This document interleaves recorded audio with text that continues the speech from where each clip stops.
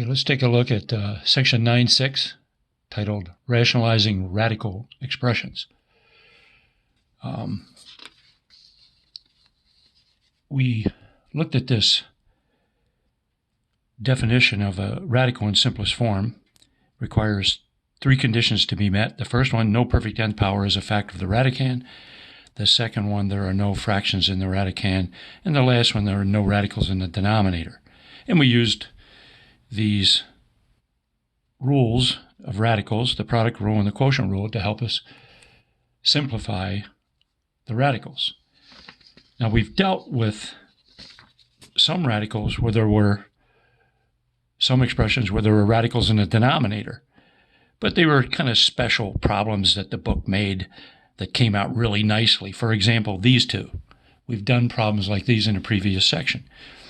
The first one is not in simplest form because there's a radicand has a fraction in it, and notice the denominator is a perfect square and we're taking a square root. So if we use the properties, the quotient rule, we could write this as the square root of 12 over the square root of 49.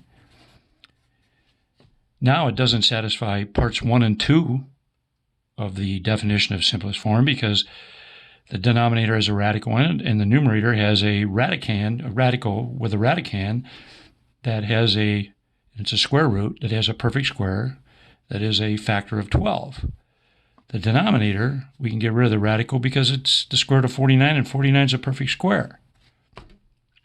The numerator, we write 12 as 4 times 3, and then use the property to write it as square root of 4 times square root of 3 all over the 7. Square root of 4 is 2, and we end up with 2 times the square root of 3 over 7.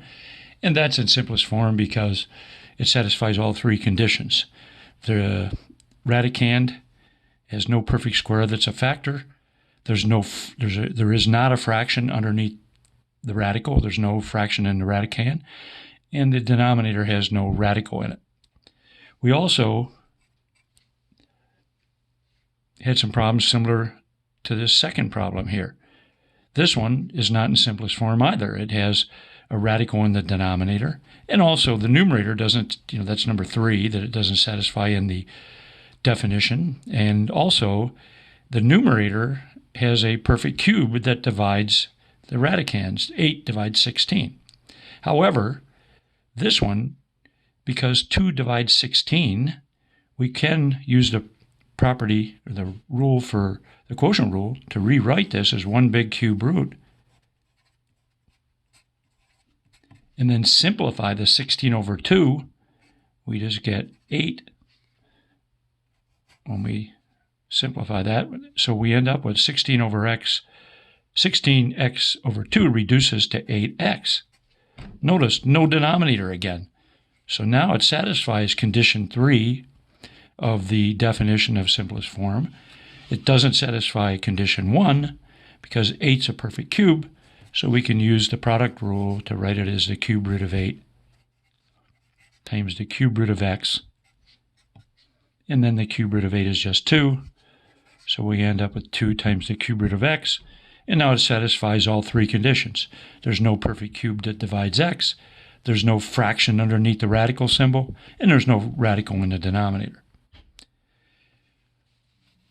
However, now here's another type of problem, though, that is different than these two. It doesn't work out as nicely.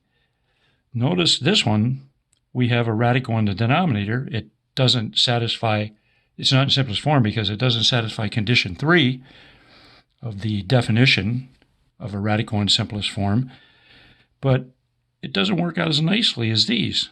How do we get rid of the radical out of the denominator for this problem? So the question is, what could we do to this fraction so that the radical goes away in the denominator? We get rid of it. Notice if you have a square root, like the square root of 5, if I multiply it by square root of 5 again, it becomes the square root of 5 squared, or square root of 5 whole thing squared, but whatever. It's just, or square root of 25, but it's 5. A square root of 5 times square root of 5 is 5. Say I had the square root, let's say, of well, that's good. for now. So if I multiply a square root times the square root of itself, squaring undoes square roots. What if the denominator, though, didn't have a square root of 5 in the denominator? Maybe it had a cube root, maybe of 2 or something like that. What could we do to that so that I can get rid of the radical? Well, when you take a cube root, I'd like a perfect cube under here. In other words, I'd like something in factored form that has an exponent of 3 or 6 or 9. So if I multiplied this one by the cube root of 2 squared, then I'd use the property of the product property for radicals, and I can multiply the 2 and the 2 squared together because the indices are the same. That would be 2 cubed. The cube root of 2 cubed, since now the exponent is a multiple of 3, it's just 2, as you know from the previous sections we looked at. 3 goes into 3 once. Notice, no radical. Say I had a cube root of, let's say, 12. What could I multiply that by so the radical disappears? What do I multiply by, question mark? Well, let's see. The cube root of 12 in factored form is 2 squared times 3. Remember, well, so I'd like to have a perfect cube when I multiply these together so I can get rid of the radical. Well, I have 2 squared. The exponent's 2. If I multiply by another 2, 2 to the first power, now I have 2 cubed. I have 3 to the first power. If I multiply by 3 squared underneath this radical, then when I combine it into one radical, I'd have 3 cubed. It would turn out to be the cube root of 2 cubed, 3 cubed, and because this is a perfect cube now, because the exponents are multiples of 3, I can take the cube root and I'd end up with 2 times 3 or 6. No radical symbol. Say we had a fourth root. Let's put a variable in this one just to change things up a bit. Suppose we had, let's say, 4x squared y. And I wanted to find something to multiply by. So when I multiply them together, I end up taking the fourth root of a perfect fourth power, and I can write that expression without the radical symbol. Okay, what do I need? Well, let's factor the 4.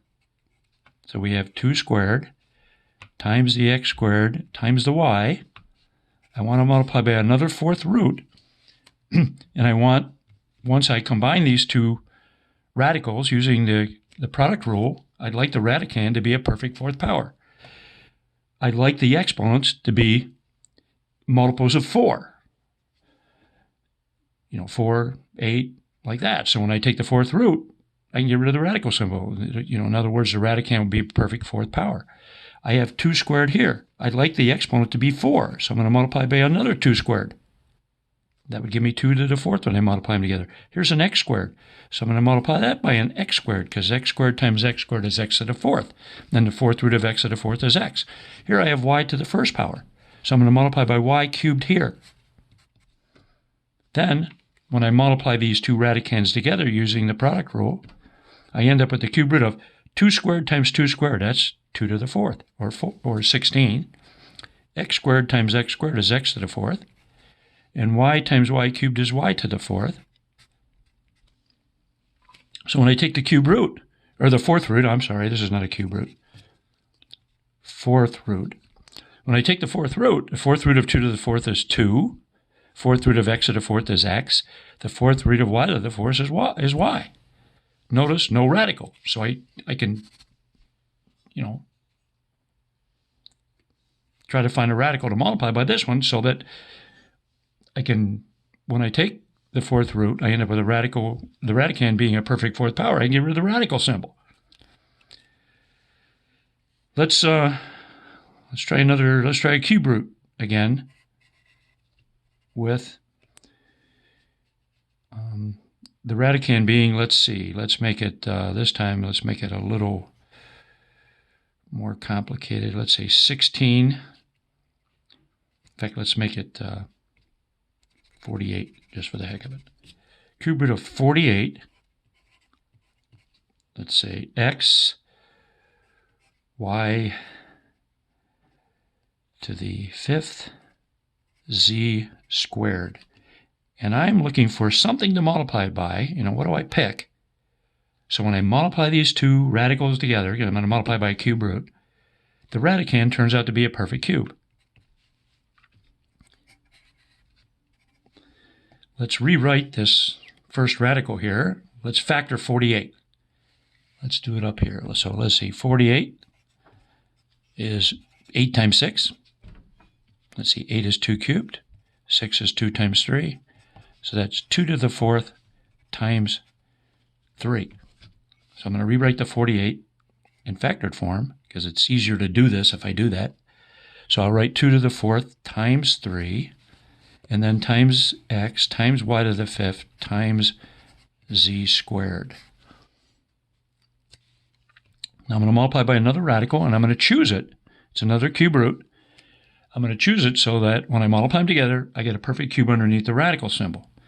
Since it's a cube root, I want exponents like 3, 6, 9 that 3 will divide into. Because remember, a cube root means 1/3 power. And then when I take a cube root, basically what I'm doing is dividing every exponent by 3. Since it's 2 to the 4th, I'm going to multiply by 2 squared, so I get 2 to the 6th. See what an exponent is 6? It's a perfect cube. Here I have 3 to the 1st power, so I'm going to multiply by 3 to the 2nd power, so I end up with 3 to the 3rd power. I want exponents that are divisible by 3. I want to keep them as small as possible. When I have 3 here, I could multiply this by 3 to the 5th. I could put a 3 to the 5th there. That would make it 3 to the 6th. But why would I do that? I'm making the problem more complicated. I'm picking the smallest exponent here, so when I add this exponent to this exponent, it's a multiple of 3, but it's as small as possible. Here I have x to the 1st power, so I'm going to multiply by an x squared. So when I multiply the x times the x squared, I end up with x cubed, an exponent of 3 again, a multiple of 3. I have y to the 5th, so I'm just going to multiply by y to the 1st. You don't have to write the exponents of 1, but I am. To make it y to the 6th, because that's a perfect cube. Here's z squared, so I'm going to multiply by z to the 1st power, so I end up with z cubed. So now if I multiply these two radicals together, let's put it right here so I don't have to move the paper. So I'd end up with one big cube root. I'd have 2 to the 4th times 2 squared. That's 2 to the 6th. I'll have 3 times 3 squared. That's 3 cubed. X times x squared. That's x cubed. Y to the 5th times y to the 1st. That's y to the 6th. Z squared times z. That's z cubed. Notice every exponent is a multiple of 3 now. So when I take the cube root, just like we learned in the last video or in the previous couple sections in the book, the cube root of 2 to the 6th, 3 goes into 6 2 times, it's just 2 squared, or 4. The cube root of 3 to the 3rd is just 3. Remember, you just divide 3 into the exponent. That's the new exponent you use once you've taken the cube root. The cube root of x cubed is x to the 1st power. The cube root of y to the 6th, 3 goes into 6 2 times, so it's y squared. The cube root of z cubed is z. There's the answer. Now we'd multiply the number out. That's 4 times 3, 12x, y squared, z. But notice, I showed you how to choose another cube root to multiply by this one so that we ended up with the cube root of a perfect cube so that we can take the cube root, simplify it, and get rid of the radical symbol. Okay, now let's apply those ideas to simplifying radicals. Let's apply those ideas to simplifying radicals that have a radical in the denominator. To simplifying an expression like that. Remember, there can be no radicals in the denominator. I mean, there can be, but it's not in simplest form, and we're trying to put it in simplest form. Okay, so I want to do something to this fraction, this rational expression, with a radical in the denominator, so I can make it satisfy the definition for simplest form. In other words, I want to get rid of the radical out of the denominator. So I'm going to multiply this fraction by 1, because multiplying by 1 doesn't change the value of it. But I'm going to write 1 in a special way. Notice we said multiplying square root of 5 times another square root of 5, I end up taking the square root of 5 squared, or 5. So I'm going to multiply this by square root of 5 over square root of 5, which is 1. So this is equivalent to the original fraction I had, the original rational expression. And when I multiply it out, I get 1 times square root of 5. In the denominator, I get square root of 5 times square root of 5, which is just 5. You can write it any one of these ways if you wish as a middle step. But square root of 5 times square root of 5 equals square root of 5 squared, or square root of 5 whole thing squared, or the square root of 25. It's equal to all this, but it's 5. Notice I've rationalized the denominator. I've rationalized this expression.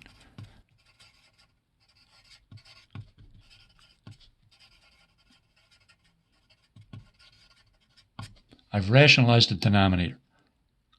No radical in the denominator. Now it satisfies all 3 conditions for simplest form. There's no nth power. This is a square root, so no second power, no square that divides 5, no perfect square.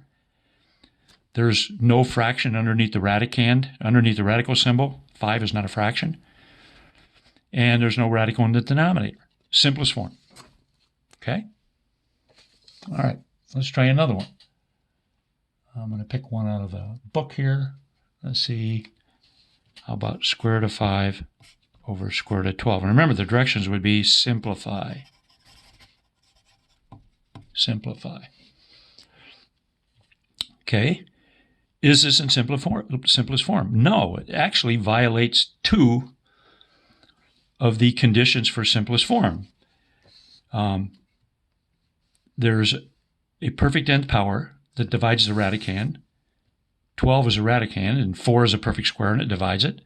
And there's also a radical in the denominator, so it violates both of those. It doesn't matter which one you take care of first. I'm going to do it both ways. Let's suppose we just decided to get rid of the radical out of the denominator first. So just like I showed you a minute ago, let's factor 12. That's 2 squared times 3 in factored form. And, you might say, can I multiply by square root of 12 over square root of 12? You can. That would work. But you'll be dealing with bigger numbers. It'll make it a little more complicated. I'm trying to show you, where you maybe do a little bit less work. Okay, so I want to multiply by 1 again, multiply by 1 like we did here, but I want to write it in a way that helps me get a denominator that has a square root of a perfect square. Remember, perfect squares have exponents that are multiples of 2, 2, 4, 6, 8. 2 squared, I can take the square root of that. That's 4. That's a square root of 4. That's 2. But here I have 3, so I'm going to multiply just to the first power. So I'm going to multiply by square root of 3 to the first power, because when I multiply these together, I'll get a 3 squared underneath the radical symbol. I'm taking, underneath the square root symbol, and the square root, that's 3 squared is 9. I'm taking the square root of 9, which is 3. But if I multiply the denominator by square root of 3, I have to multiply the numerator also, because I'm multiplying by 1 actually, so I don't change the value of my original expression. So in the numerator, we get square root of 3 times square root of 5. And we know we can write this as the square root of 5 times 3. I'm going to skip that step. And in the denominator, using the product rule, I can write it as a square root of 2 squared times 3 times 3 times 3 squared. So we end up with the square root of 15. And the square root of 2 squared is 2. The square root of 3 squared is 3. Whoops, I guess you couldn't see that too well, but square root, numerator we have square root of 15. Here we have the square root of 2 squared is 2. The square root of 3 squared is 3. 2 times 3 is 6. We end up with the square root of 15 over 6. Now it satisfies all 3 conditions. No perfect square divides 15, the radicand. There's no fraction underneath the radical symbol, and there's no radical in the denominator. A word of caution. Sometimes I see students do this. They say, oh, look, 15 and 6. 3 goes into both of them. And they divide a 3 into the 6, and they divide a 3 into the 15, and they write it as the square root of 5 over 2. Incorrect. This is not 15 in the numerator. It's the square root of 15. I agree that 15 over 6 can be simplified. That can be simplified, but not the square root of 15 over 6. Okay? All right. I told you I'd do it a different way, too. Here's another way of doing it. Here, we have the square root of 5. The first way I did it is I rationalized the denominator right from the beginning. That's what I did. I tried to rationalize the denominator, get rid of the radical of the denominator. You could have, if you wanted to, is to simplify this first. Because 12 has this is condition number 2 you're trying to satisfy. 12 is 2 squared times 3, or 4 times 3. So the denominator, using the product rule, could be written as the square root of 2 squared times the square root of 3. The square root of 2 squared of the square root of 4 is 2, so this could be written as square root of 5 over 2 times the square root of 3. You could do that first if you wanted. Now it satisfies condition 1, that no perfect square divides the radicand. See, the radicands are 3 and 5 now, but now it still doesn't satisfy condition 3. There's a radical in the denominator. So let's multiply by 1, but let's write it as square root of 3 over 3, because when I multiply these two radicals together, I'll get the square root of 3 squared, or just the square root of 3 times square root of 3 is 3. So in the numerator, we get the square root of 5 times 3, which is the square root of 15 again. In the denominator, you get 2. And then square root of 3 times square root of 3 is 3. If you want to write this as the square root of 3 squared, which is 3, square root of 9, but it's just 3. And we end up with the square root of 15 over 6 again. Okay? Another example. This one is out of the book again. It's 2 over 3 times the square root of 2x. And in this problem, they have a condition. Right after it, they write x is greater than 0. We're not going to worry about that. See, if x is negative, we'd be taking the square root of a negative number, which is not real. If x is 0, we'd be dividing by 0, which is not allowed. So they put that condition there. But we're going to assume, like I told you, that everything's defined. Let's just go ahead and simplify it. Okay, so again, you know these conditions now, but here are the 3 conditions for simplest form. Notice it only violates number 3. There's no perfect square that divides the radicand, 2x, so it satisfies number 1 for simplest form, their first condition. There's no fraction underneath the radical symbol, so it satisfies the second one, but there's a radical in the denominator. So let's get rid of that.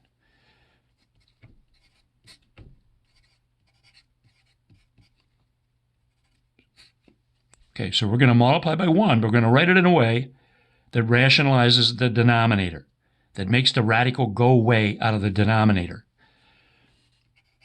So I'm going to pick another square root to multiply by. Remember, I want perfect squares when I multiply these two together underneath the radical symbol. Here's 2 to the first power. I'm going to multiply by another 2. That's 4, or 2 squared. The square root of 4, the square root of 2 squared equals 2. The radical, I can remove the radical from that. Here's an x to the first power. I'll multiply by another x to the first power because that'll give me x squared. Now, if I multiply the denominator by that, I also have to multiply the numerator. So now we have 2 times the square root of 2x up in the numerator. Down in the denominator, we have the square root of 3 times the square root of 2 times 2. Write it as 4, or 2 squared. X times x, x squared. So now we have 2 times the square root of 2x over 3 times the square root of 2 squared is 2. The square root of x squared is x. Simplifying, 2 over 2 is 1. I can divide those out, and we'll end up with an expression, square root of 2x over 3x. And now it's in simplest form, and it's equivalent to that.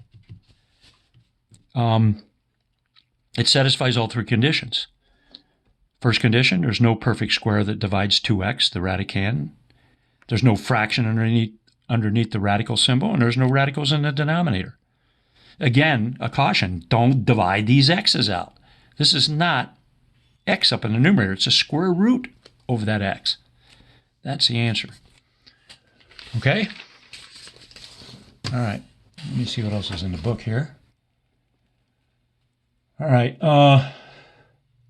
Let me do some cube roots and fourth roots and stuff like that. Okay? Let's see. How about... Oops. Dropping things here. Let's say we're supposed to simplify, let's say 5 over the cube root of, let's say, 12x. Okay. It's not in simplest form. It satisfies conditions 1 and 2. There's no perfect cube that divides 12x. There's no fraction underneath the radical symbol, but there's a radical in the denominator. It violates number 3. So we're going to try to get rid of that radical out of the denominator. I'm going to factor the 12 to help me. 12 is 4 times 3, or 2 squared times 3 times that x. I'm going to multiply by 1 again. But I'm going to choose to write 1 in a way, so when I multiply these two denominators together, I get the cube root of a perfect cube. So down here, I want to multiply by a cube root, and I want exponents to be multiples of 3. 3, 6, 9. Here's 2 squared, so I'm going to multiply by 2 to the first power, because 2 squared times 2 is 2 cubed. The cube root of 2 cubed is 2. The radical will go away. Here's 3 to the first power, so I'm going to multiply by a 3 squared here, and put a 3 squared in this radical. Here's x to the first power. I want an exponent of 3 or 6 or 9. I want to keep it as small as possible, because otherwise I'll have to simplify at the end, do more work. But here's x to the first power, so I'm going to multiply by x squareds, because x times x squared is x cubed, which is a perfect cube. Now if I multiply the denominator by this, I got to multiply the numerator by that. So I'm going to put it up in the numerator also, because I'm really multiplying by 1.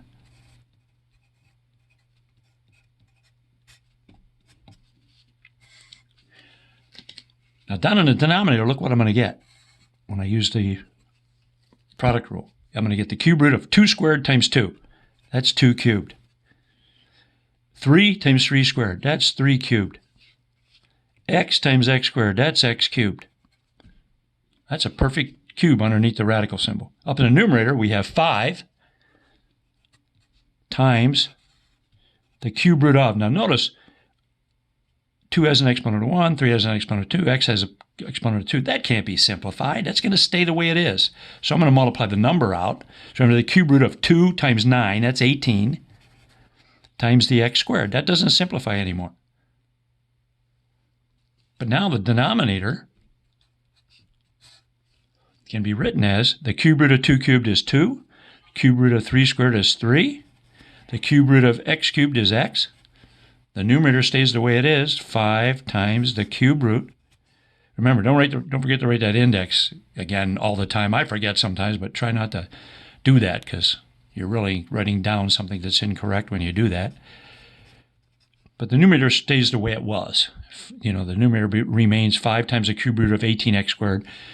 And now it's, and then the 2 times the 3, I'm just going to change it right here, because I ran out of room. 2 3s are 6. Let's just put a 6 there.